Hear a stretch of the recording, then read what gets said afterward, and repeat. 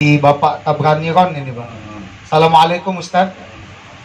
Mau tanya Ustaz, jadi kebenaran yang hakiki itu Ustaz, letaknya di mana Ustaz? Apakah pada Al-Quran atau pada akal? Terima kasih. Oke. Jadi kebenaran yang hakiki, ya kan, 42 ayat 17.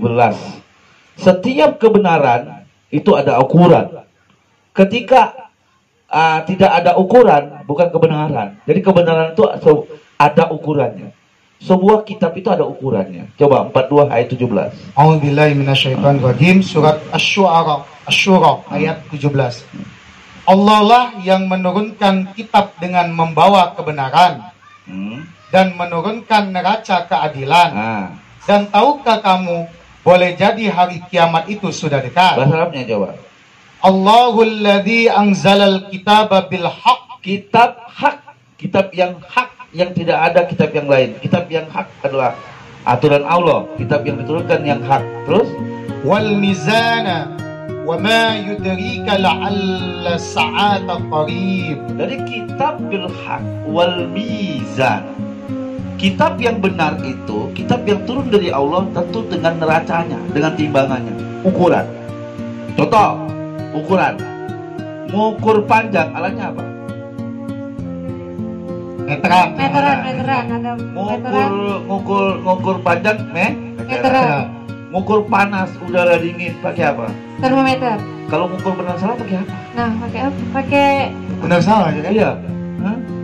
Dia pakai kitab ukurnya. Kitab dan timbangan. Karena semuanya tadi diukur dengan kitab. Surat 6 115. Tidak ada kebenaran. 15. A'udzubillahi minasyaitonirrajim. Surat Al-An'am ayat 115.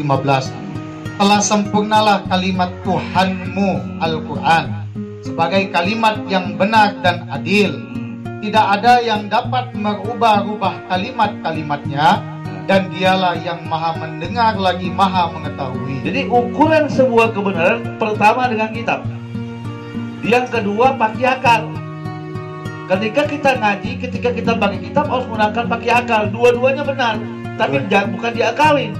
Ya, Karena diakal-akalin. Maka saya bilang hukum kebenaran itu dalil nakli dan akli. Nakli itu Al-Quran, kitab yang hak dari Tuhan.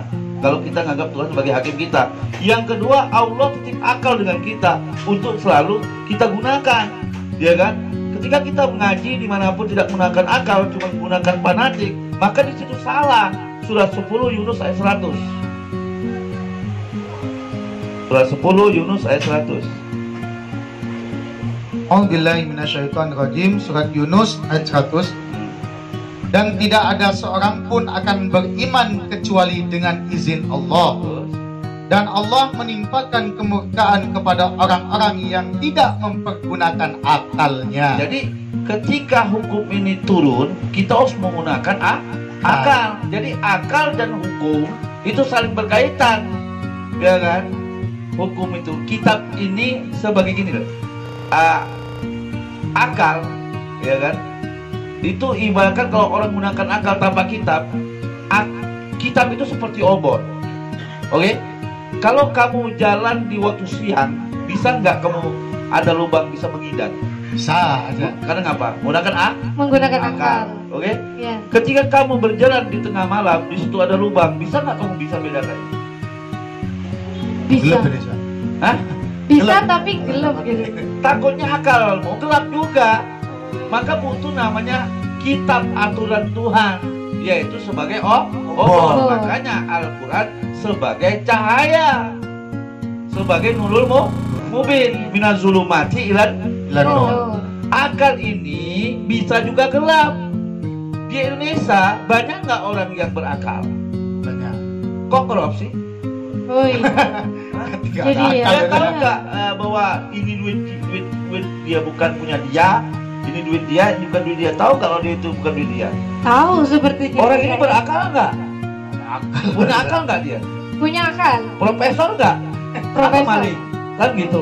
Nah ini ada hukum, namanya Tuhan. Nah maka aklun di sini ada dua. Ada aklun, akal yang diberi oleh Allah, oke?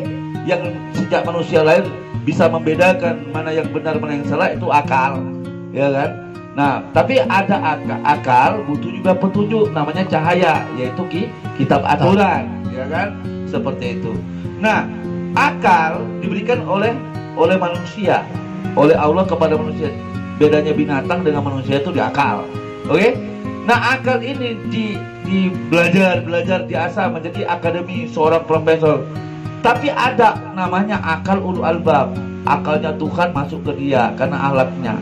Ada yang seperti itu.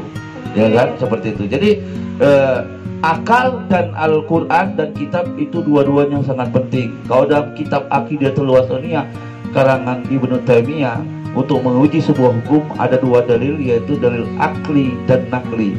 Akal dan dalil akli yaitu akal, dalil nakli adalah Al-Quran dan Sunnah. Dalil akli ada 3 hukum: wajib akli, jaiz akli, mustahil akli.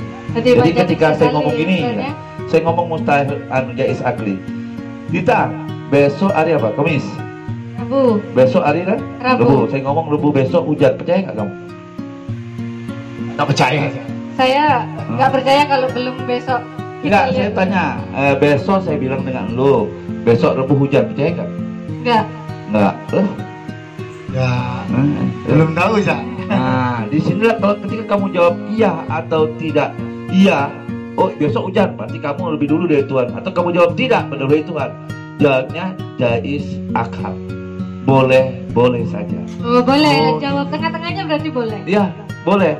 Bisa besok hujan, ya kan? Bisa juga itu.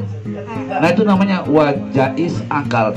Ini penting belajar tauhid sebenarnya. Ya, Jadi hukum, penting sekali. ya kan, kalau wajib akli itu 1 tambah 1 sama dengan 2, ya kan? Air itu dari bawah ke atas, ya kan? Atau kelapa dari atas ke bawah gitu, mustahil, seperti itu. Jadi apa yang ditanyakan bawah tadi, dua-duanya sangat penting, ya kan? Itulah bedakan binatang dengan manusia itu di akal. Tapi bedanya manusia berakal dan manusia yang dapat petunjuk itu bedanya. Ada manusia berakal tidak dapat petunjuk, tapi ada manusia yang berakal dapat petunjuk. Ya kan, seperti itu. Jadi dua-duanya sangat penting. Dua-duanya sangat penting. Penting. Itu Terima kasih penting. kepada Bapak Tabrani kan Hmm. yang telah bertanya tadi Pak ya.